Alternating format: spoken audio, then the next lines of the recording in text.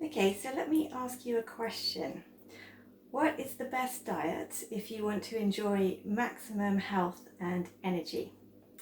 Well, I'm Katie Dean. I'm the founder of Find My Energy, and I help people recover from chronic fatigue and burnout, or even better still, avoid getting to that place in the first place.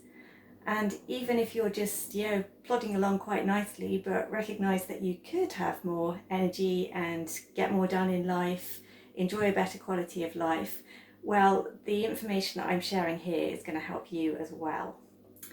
So, this topic of diet, it's a pretty dodgy area to talk about. You know that old saying, never talk about politics and religion when you're in polite society? Well, we're getting to the point where you can put diet in there as well. Everyone you meet has got an opinion on what is the best diet to eat. For some, it's paleo, might be vegan, vegetarian, keto, Mediterranean diet. How about FODMAP or SIBO? I mean, did you even know that there were so many different diets, so many different ways you could choose to eat food? And why does any of this matter anyway? Well, you see, the thing is, imagine you had a Ferrari, if you were lucky enough to own a real luxury car like that. What kind of fuel would you put into it? I mean, would you just stuff it full of potato chips or hot dogs? No, probably not. But even I imagine you might be looking at wanting higher quality petrol or diesel or whatever the car took. You see, it's a work of art and it needs the best fuel to perform at its best. What we tend to forget is that our bodies are like Ferraris, or they should be. We should treat them that way, but we don't. So this video is one in a series where I'm looking at the basic pillars that we want to put in place in order to just enjoy maximum energy, maximum health and longevity for life. And obviously, nutrition is basically the fuel, our food is the fuel that we're putting into our body each day. So if it's not top quality, how can you be expecting your body to perform at its best? I'm sure none of this is anything new to you at all. And you may be at the point where you don't really care, you've not got any particular issues, so food is just food. You eat what you enjoy, and that's brilliant. Because certainly enjoyment of food is a really, really big factor in how healthy you are. But you may also be at the stage where you've realised that your body is not in optimal performance mode, and you might be considering a diet change to see if you can improve things. So if that is the case, then which of those many diets that I listed a few minutes ago is the right one for you? Well, there was a really interesting study done a few years back over in the US, and that assessed all these different diets that have been labelled as the best. And do you know what it found? That actually every single one of them has pros and cons. And depending on your body type, one may suit you more than another. So there's really no quick way and no easy answer to say, oh, this one is the best diet. So what is the answer then? Well, this study found that you just need to focus on a few basics.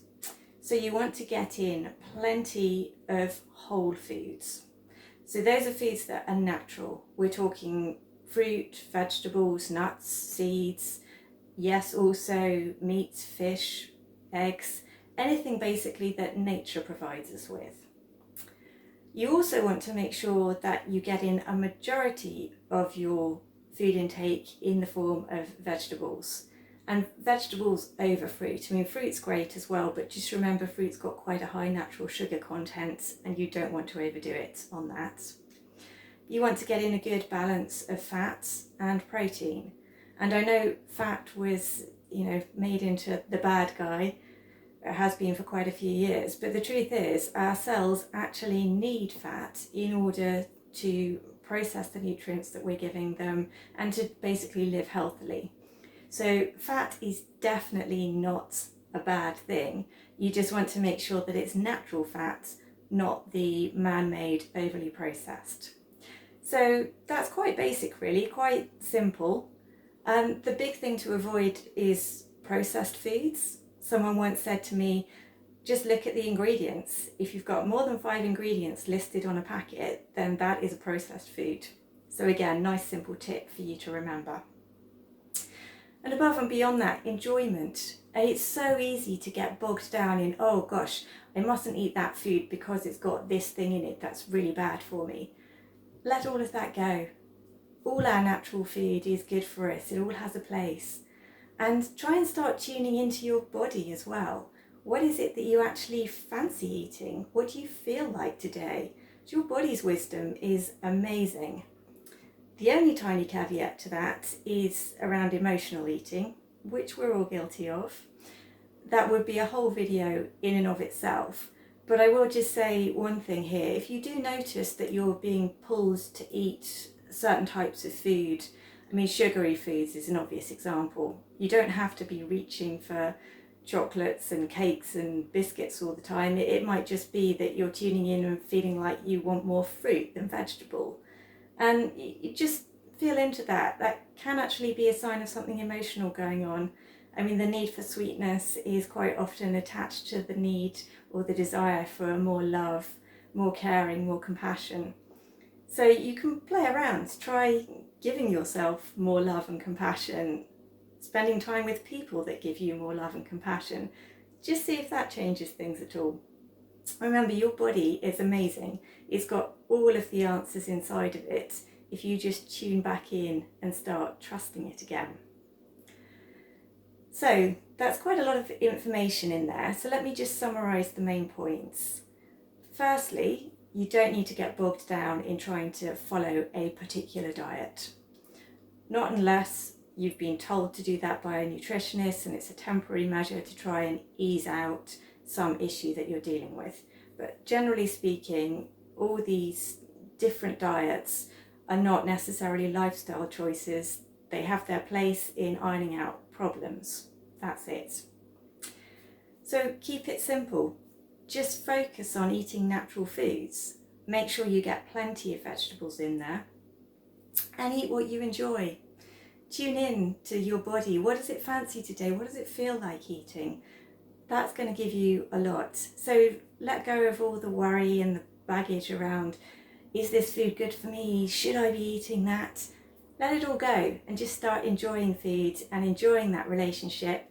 And remember that eating, it's fueling your body, but it's also an act of self-love in there. So once you start getting that pillar in place, you're giving your body a wonderful amount of support to feel energized and maintain itself in a state of health. Now, I'm going to give you a few links down below in the description for anyone who does want to delve deeper and really get into specifics on this. But generally speaking, you can just keep it simple, enjoy your food, and make sure to watch the other videos on this playlist to see the other areas in which you can start putting in simple strategies to begin enjoying more energy. I mean, and literally this can happen within days.